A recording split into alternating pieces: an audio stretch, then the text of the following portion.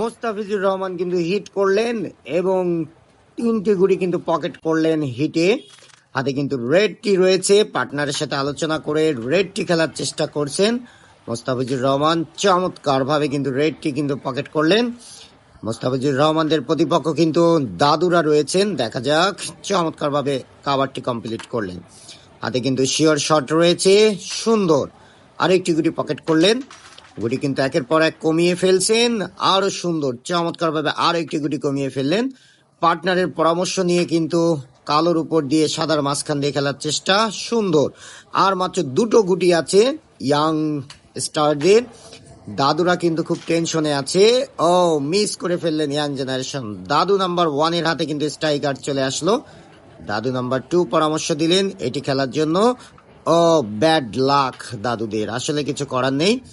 Young generation Shafiq ভাইয়ের হাতে striker. দেখা যাক কারা পয়েন্ট নিবে এই বোর্ডে। চমৎকার ভাবে কিন্তু পকেট করলেন, একটি মাত্র গুটি আছে।